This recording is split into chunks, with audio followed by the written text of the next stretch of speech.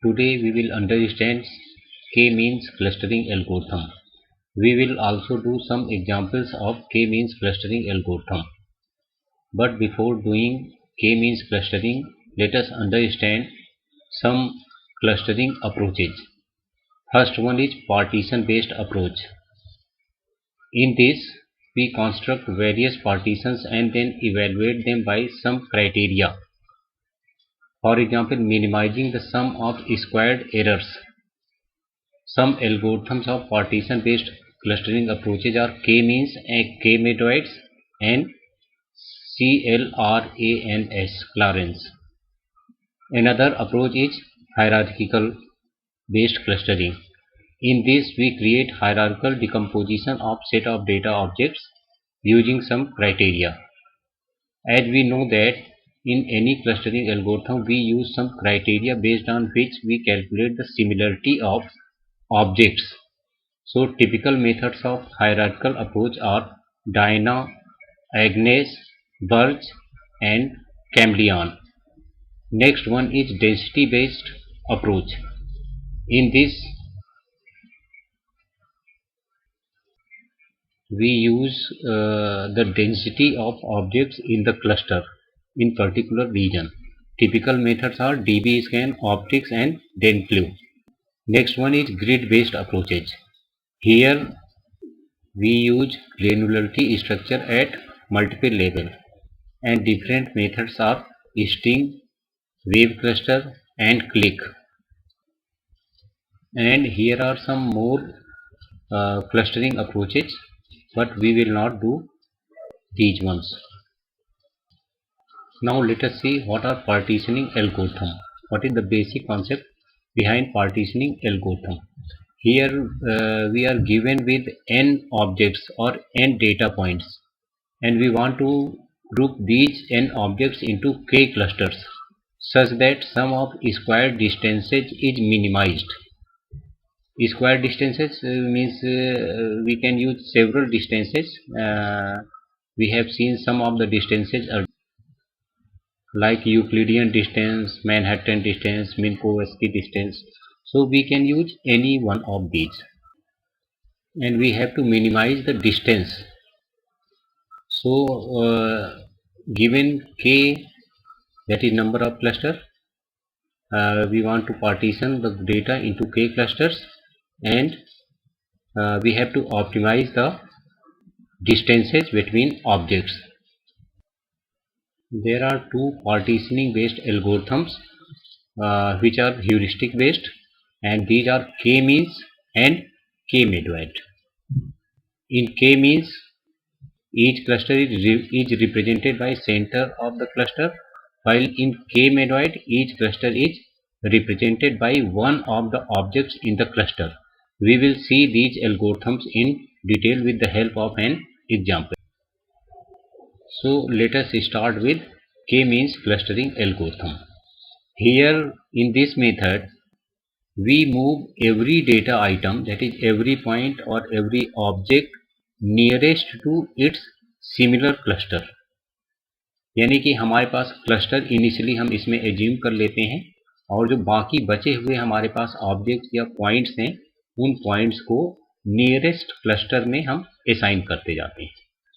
Now how does k-means clustering work? Thus we find the centroid randomly, that is we have to choose the center of each cluster, and this is done in this k-means algorithm randomly, that is we choose any point randomly. Suppose we want to create two clusters, so we have to choose 2 points or 2 objects from the data set randomly, and generally it is suggested that these points should be taken as boundary or middle values as a centroid. So we should take either boundary values or mean value or middle value. And next we consider these points as cluster. Suppose we have taken 2 points, so first point we will assign cluster 1, we will name cluster 1, and to second point we will name cluster 2, and this process is repeated and we keep on assigning the new objects to these cluster after calculating the distance edge. Any new point is assigned to that cluster from which it is nearer. Now here you can see the algorithm. K means algorithm. So what is K? K is the input and this is the number of clusters or groups that you want to create. So first step is that you have to select K points. First one is you have to input K, that is you have to select K value, number of clusters, and second one is you have to select K points from the given set of points, and these points are to be chosen randomly. Then initialize cluster center with those K clusters, and these selected points will be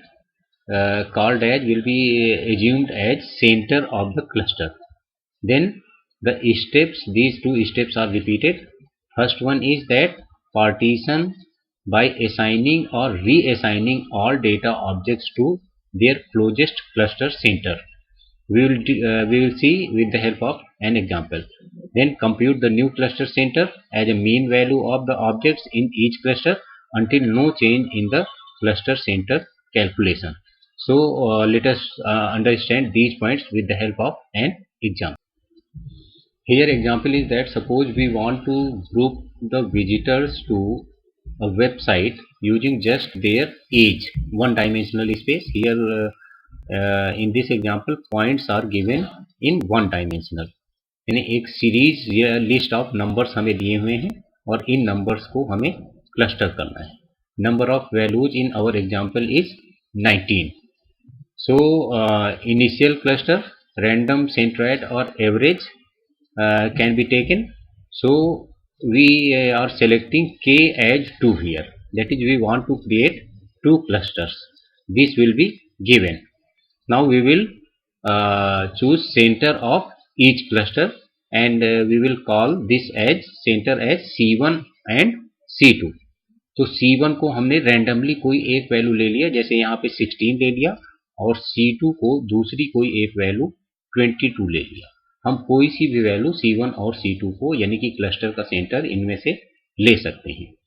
और distance function जो हम use करेंगे वो हम use करेंगे Manhattan distance, और जो कि इस तरह से होता है xi माइनस C1, यानी किसी पॉइंट की क्लस्टर के सेंटर से डिस्टेंस यानी उसका डिफरेंस हमें निकालना है और वो एब्सोल्यूट वैल्यू होगी, मॉडुलस वैल्यू होगी. इसी तरह से अगर हमें दूसरे क्लस्टर से किसी पॉइंट की डिस्टेंस कैलकुलेट करनी है, सिमिलरिटी कैलकुलेट करनी है, तो हम उससे डिफरेंस निकालेंगे उसका. तो यहाँ पे हमने जितने भी पॉइंट्स थे इनको एक कॉलम में लिख लिया. करने का एक तरीका है, आप कैसे भी इसको सॉल्व कर सकते हैं. तो सबसे पहले हमारे पास गिवन पॉइंट्स को हमने एक कॉलम में ले लिया और हमारे पास जो दो क्लस्टर्स सेलेक्ट किए थे C1 and C2, we have written all these corresponding to each value. तो हर एक इनपुट वैल्यू के करेस्पॉन्डिंग हमने यहाँ पे, हर एक ऑब्जेक्ट के करेस्पॉन्डिंग हमने यहाँ पे क्लस्टर सेंटर 1 लिख दिया और क्लस्टर सेंटर 2 लिख दिया. अब हम क्या करेंगे, डिस्टेंस कैलकुलेट करेंगे, क्योंकि हमें इन पॉइंट्स को, सारे पॉइंट्स को या तो C1 में असाइन करना है या फिर C2 में असाइन करना है. हम उसमें असाइन करेंगे जिससे कि ये नियरर होंगे.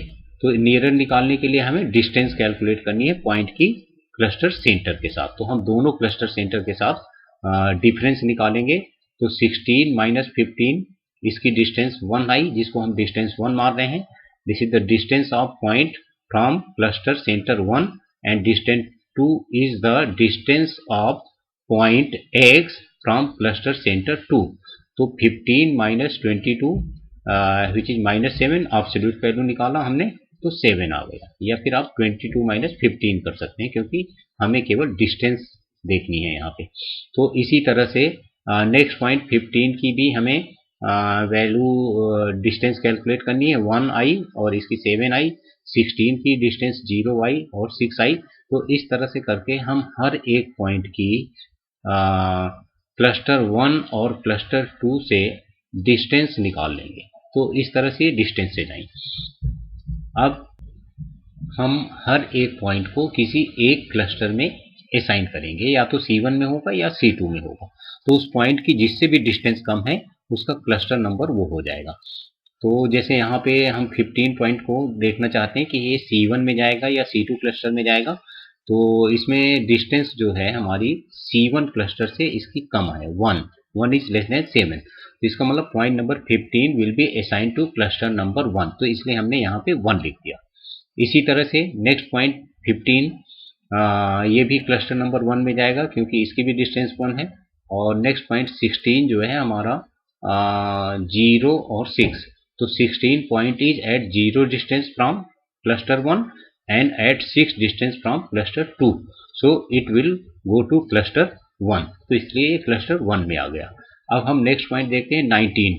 तो 19 हमारा क्लस्टर 1 से 9 डिस्टेंस पे है और क्लस्टर 2 से 3 डिस्टेंस पे है। इसका मतलब 19 point will be assign two cluster 2। तो इसलिए हमने यहाँ पे 2 लिख दिया। इसी तरह से हर एक केस में चेक कर सकते हैं, ये मिनिमम डिस्टेंस हमारी जो है ये बाकी बचे हुए पॉइंट्स की क्लस्टर 2 के पास आ रही है। तो इसलिए सभी को हमने क्लस्टर 2 असाइन कर दिया। तो ये हमने यहाँ पे कलर से भी दिखा रखा है कि फर्स्ट 3 पॉइंट्स जो है वो क्लस्टर 1 में जा रहे हैं और बाकी बचे हुए हमारे 16 पॉइंट्स जो हैं ये हमारे क्लस्टर 2 में जा रहे हैं। अब हमें क्या करना है कि फर्दर हमें इन पॉइंट्स का नया सेंट्रोइड निकालना है। तो इसके लिए हमें क्या करना है, सारी एक्स वैल्यूज का या सारे ऑब्जेक्ट्स का सेंटर वैल्यू निकालनी है। तो इसके लिए हम क्या करेंगे, इसका मीन लेंगे। Mean will be average value. तो 15 plus 15 plus 16 divided by 3, so this came out to be 15.33। इसी तरह से हमारा नेक्स्ट सेंट्रोइड नए इन पॉइंट्स का क्लस्टर 2 का जो नया सेंट्रोइड होगा वो इन सारी वैल्यूज का we will calculate the average and that is coming out to be 36.25। तो ये हमारा नए क्लस्टर सेंटर हो गए C1 और C2 के, ये हमने यहाँ पे मेंशन कर रखा है। तो इसके बाद हमारा स्टेप फिर से रिपीट होता है, इटरेशन 2 होगा। तो इसमें हम फिर से वही सेम प्रोसेस रिपीट करेंगे। यहाँ पे हमने सारे पॉइंट्स को लिख लिया और इस बार हमारा जो क्लस्टर सेंटर है, पहली बार हमने जो रैंडम सेलेक्ट किया था वो अब हमारा 15.33 और 36.25 हो गया है। तो इसको हमने हर एक पॉइंट के करेस्पॉन्डिंग यहाँ पे लिख दिया है। तो अब हम हर एक पॉइंट की क्लस्टर सेंटर 1 से और क्लस्टर सेंटर 2 से हम डिस्टेंस निकालेंगे, ये देखने के लिए कि नए ये पॉइंट हमारे नए क्लस्टर सेंटर में से नए क्लस्टर सेंटर बोलें या नए क्लस्टर्स में से किस क्लस्टर के पास में है। तो 15 माइनस 15.33, तो ये हमारा आया 0.33 माइनस, यानी कि एब्सोल्यूट वैल्यू लेनी है, ये 0.33 हो गया। इसी तरह से 15 और 36.25 में से अगर हम डिफरेंस निकालते हैं तो ये हमारा आया 21.25।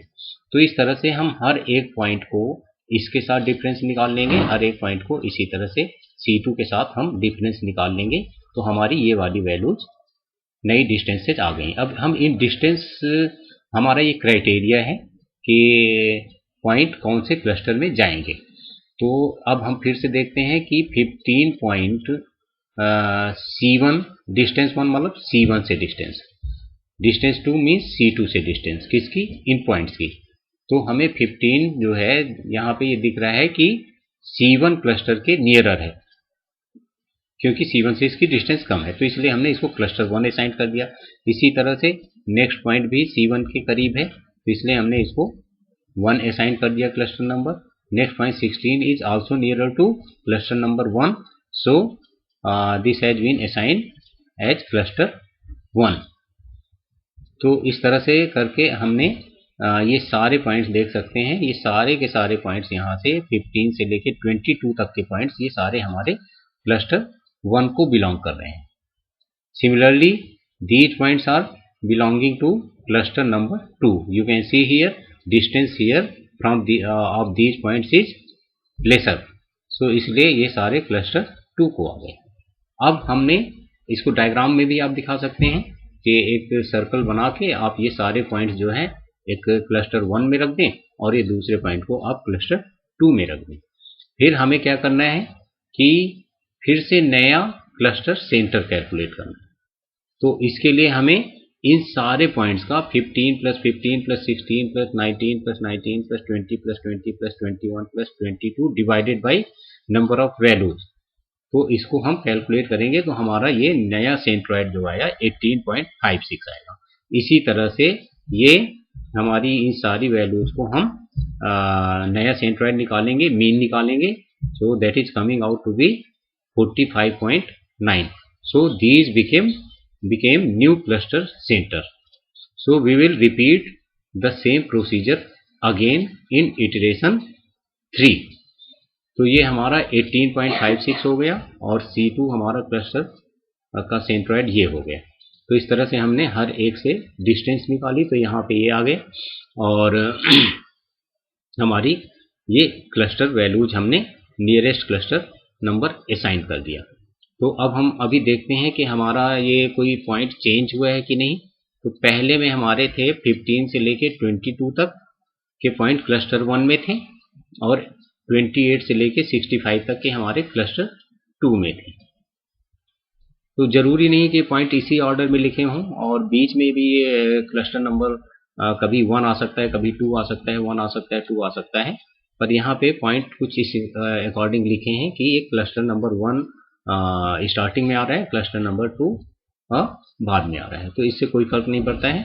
तो अभी फिलहाल हमारे 15 से लेके 22 तक के पॉइंट्स क्लस्टर 1 में है। तो अगले वाले स्टेप में जो हम अभी कर रहे थे इसमें हम देख लेते हैं 15 से लेके 22 और 28, यानी कि अभी एक नया पॉइंट 28 जो क्लस्टर 1 में नहीं था वो अब क्लस्टर 1 में आ गया। तो अभी ये हमारा प्रोसेस और रिपीट होगा। तो अब हम नया सेंट्रोइड कैलकुलेट करेंगे।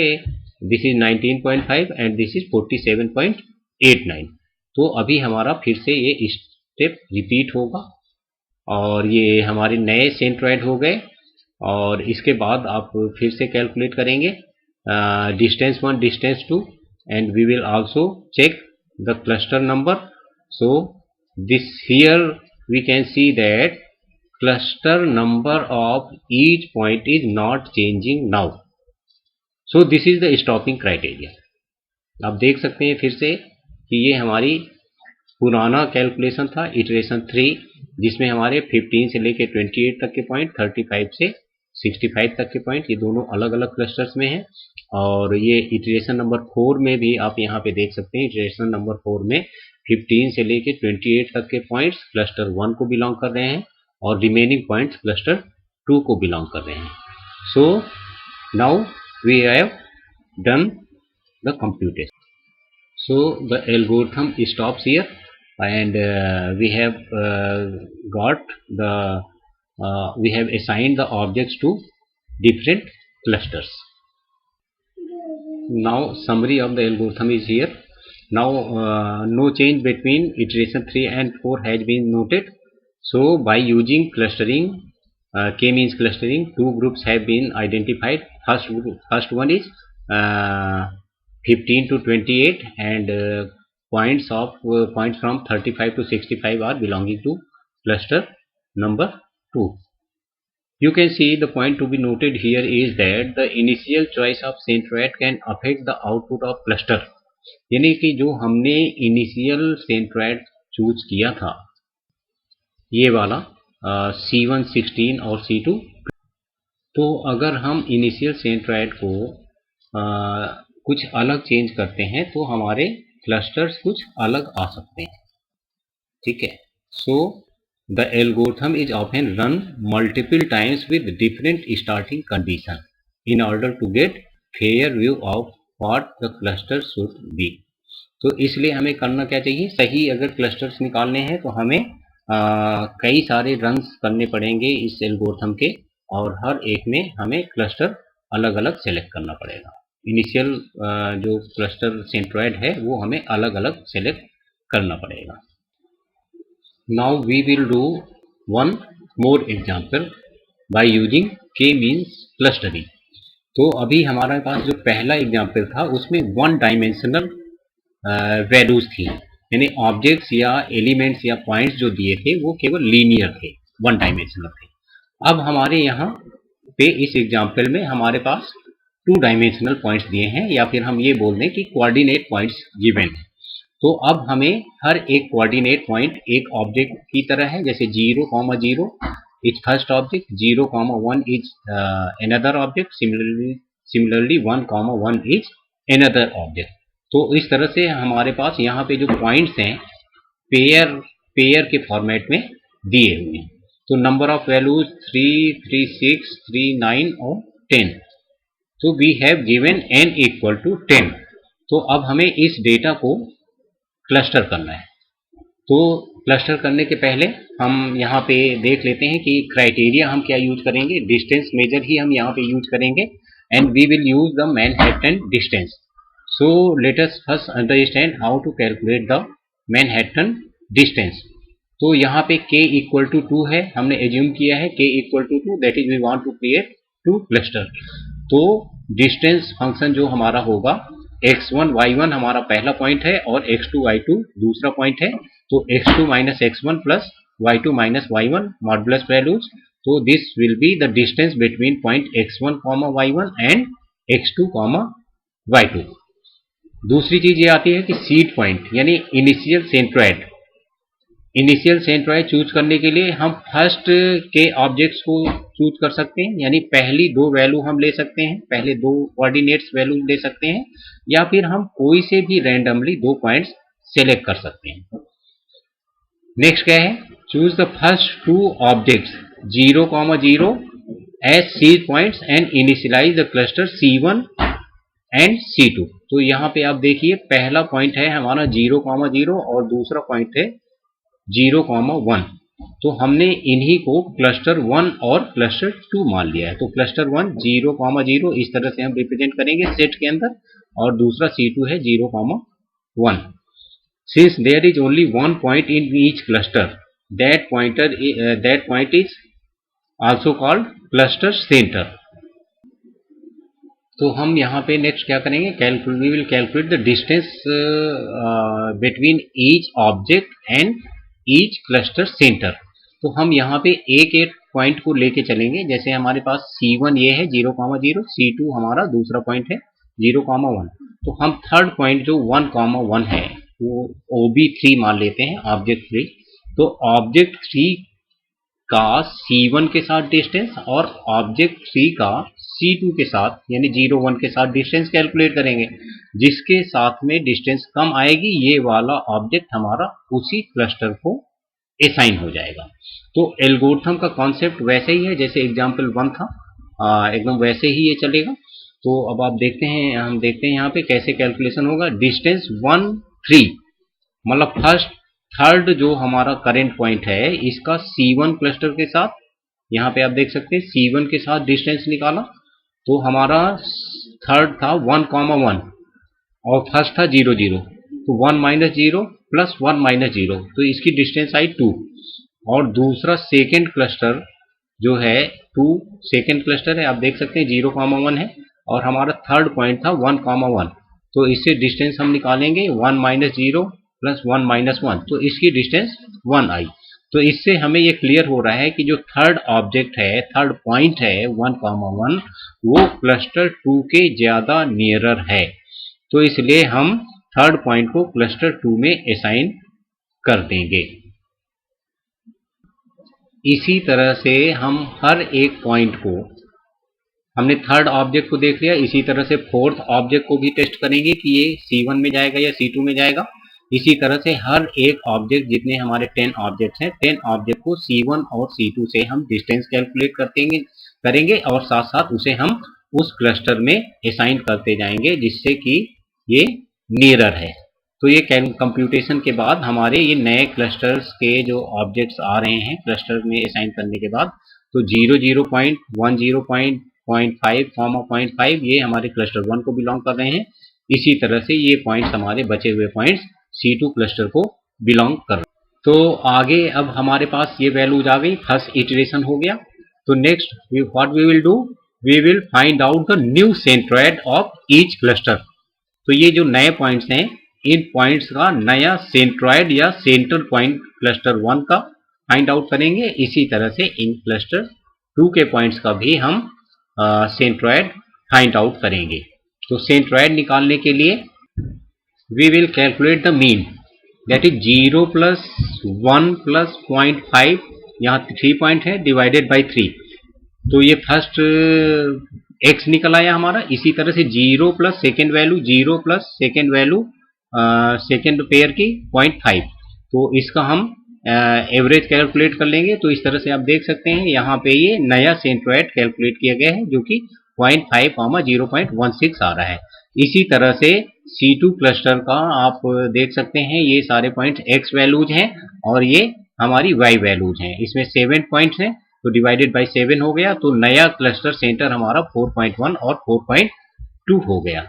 अब इसके बाद से हम स्टेप फिर से रिपीट करेंगे, जैसा कि एग्जाम्पल 1 में हमने रिपीट।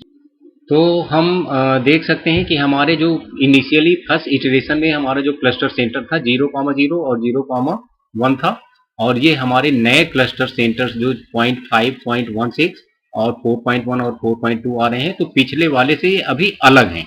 इसका मतलब अभी हमें एल्गोरिथम को और चलाना पड़ेगा। तो इसलिए हम फिर से क्या करेंगे, इन क्लस्टर सेंटर से हम सारे पॉइंट्स, फर्स्ट पॉइंट से लेके सारे 10 पॉइंट्स, इस बार हम पॉइंट, क्योंकि सेंटर हमारा C1 C2 नया है, पहले वाले केस में फर्स्ट 2 पॉइंट को हमने सेंटर मान लिया था। तो लेकिन अब हम क्या करेंगे, यहाँ पे सारे पॉइंट्स को, ये जितने पॉइंट्स हैं 1 से लेके 10 तक, हर एक पॉइंट को नए क्लस्टर से डिस्टेंस कैलकुलेट करेंगे, और साथ साथ हम जिससे डिस्टेंस कम होगी उसमें हम इन्हें असाइन करते जाएंगे। तो रीअसाइन करने के बाद हम कंप्यूटेशन वैसे ही करेंगे। तो हमारे ये जो नया असाइनमेंट है, नए क्लस्टर जो फॉर्म हुए हैं, उसके अंदर आप देखें कि ये हमारे पॉइंट्स जो है C1 में आ गए और ये पॉइंट्स हमारे C2 में आ गए। ये कैलकुलेशन एक बार करके आपको देखना है। अब हमें फिर से इसका नया सेंट्रोइड निकालना है। तो C1 और C2 का नया सेंट्रोइड निकालेंगे। तो अगर वो डिफर करेगा पुराने वाले सेंट्रोइड से, यानी इस वाले से, तो हम एल्गोरिथम को और स्टेप जो है रन करेंगे, अदरवाइज एल्गोरिथम वहीं पे स्टॉप हो जाएगी। तो हमारे ये जो नए पॉइंट्स आए 0.5, 0.5 और 5.5, 5.5। तो आप देख सकते हैं ये पॉइंट्स थे हमारे 0.5, 0.16 और 4.1, 4.2। तो इससे ये अभी डिफर कर रहे हैं। तो इसका मतलब हम फिर से ये नए क्लस्टर सेंटर के साथ फिर से ऑब्जेक्ट का रीअसाइनमेंट करेंगे।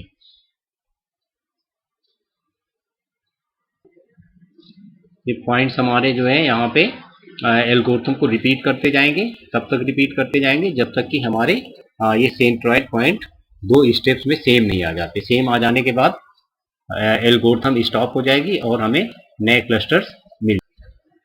Here is one more example. यहाँ पे पॉइंट्स हमारे इस तरह से दिए हुए हैं, वहाँ पे एक मैट्रिक्स के फॉर्मेट में दिए हुए थे।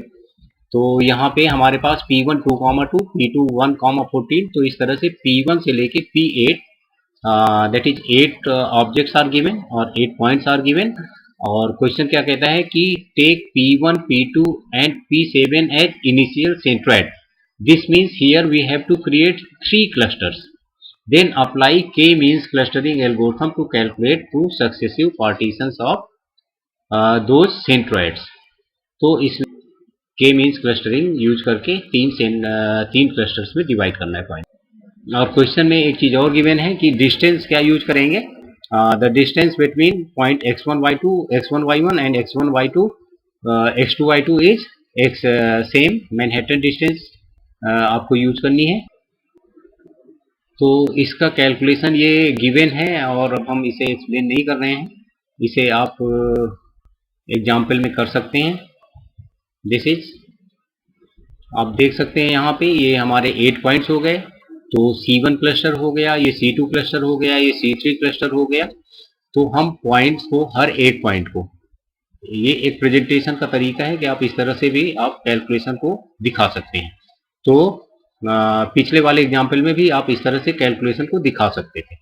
ये पॉइंट्स इस तरह से लिख के और सेंटर्स हम यहाँ पे लिख सकते हैं, और यहाँ पे distance between point and cluster 1, और यहाँ पे distance between point P and cluster 2। तो ये एक अच्छा तरीका है एग्जाम्पल को दिखाने का। यहाँ पे P और क्लस्टर 3 के बीच में डिस्टेंस है, तो हम 2,2 को 2,2 से डिस्टेंस कैलकुलेट करेंगे तो 0 हो गया। इसी तरह से 1, 14 और 2, 2 से डिस्टेंस निकालेंगे तो ये 13 डिस्टेंस आएगी, क्योंकि एक आप देख सकते हैं तो 2 माइनस 1 1 आया और 2 माइनस 14 दिस इज 12, तो 12 plus 1 which is equal to 13। तो इस तरह से हमने ये सारी डिस्टेंसेज कैलकुलेट कर लिया। अब डिस्टेंस कैलकुलेट करने के बाद हम P1, P2, P3 को क्लस्टर असाइन करते जाएंगे। तो यहाँ पे ये आप देख सकते हैं कि ये क्लस्टर 1 के नियरेस्ट है, तो इसलिए ये C1 आ गया। इसी तरह से P2 पॉइंट देखें, क्लस्टर 2 के नियरर है, तो ये इसको फर्स्ट वाले में C1 आया, और दूसरा पॉइंट P2 जो है वो हमारा C2 क्लस्टर को असाइन हो गया। तो इस तरह से करके हम हर एक पॉइंट को क्लस्टर से असाइन कर लेंगे, और फिर हम इसका क्या करेंगे, इसका नया सेंट्रोइड कैलकुलेट करेंगे। तो C1 का भी नया सेंट्रोइड कैलकुलेट करेंगे, तो all this point divided by number of points. तो सेंट्रोइड निकालने के लिए हमें क्या करना है कि मीन निकालना है पॉइंट का। तो C1 को ये जो C1 क्लस्टर के कितने पॉइंट है, 2, यानी C1 क्लस्टर का एक ही पॉइंट है 2,2। तो हम इसको number of values 2 divided by number of values 1 आ गया, तो 2/1। तो C1 का के अंदर एक ही पॉइंट है, तो यही सेंटर होगा। अब C2 के अंदर देखें, एक पॉइंट ये है और एक पॉइंट ये है, तो ये हमारा 1,14 और ये नेक्स्ट पॉइंट है 1,11। तो हम इन दोनों का 114 और 111 का हम मीन वैल्यू निकाल लेंगे। तो 1 प्लस 1/2 और 14 प्लस 11/2, क्योंकि नंबर ऑफ वैल्यूज यहाँ पे 2 हैं, तो ये हमारा नया क्लस्टर सेंटर आ गया, सेंट्रोइड। इसी तरह से C3 के अंदर हमारे पास 1, 2, 3, 4, 5 वैल्यूज हैं।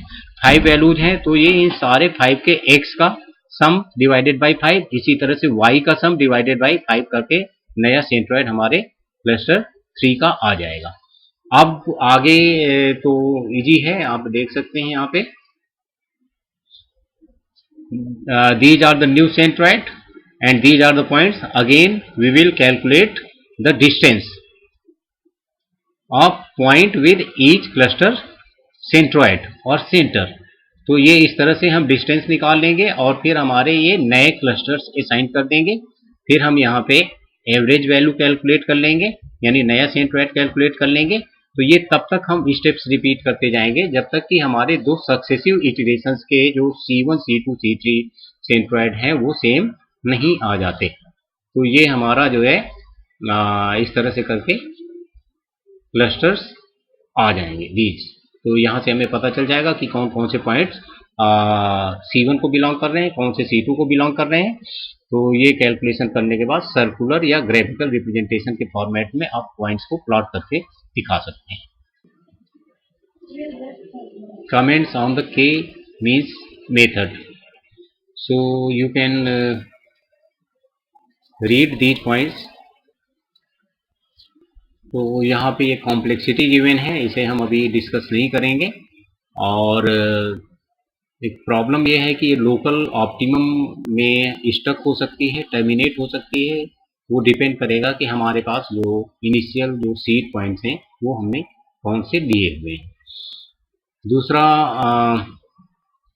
Sensitive to noisy data and outliers. तो अगर कोई पॉइंट हमारा बाकी पॉइंट से एकदम डिफरेंट है तो उसके सेंसिटिव होगा, तो सारे के सारे जो हमारे पॉइंट्स हैं बचे हुए वो किसी एक क्लस्टर के अंदर ही आ जाएंगे, क्योंकि उससे डिस्टेंस हमारी जो आउटलायर है उससे हमारी डिस्टेंस जो है सबसे ज़्यादा होगी। Rest you can read.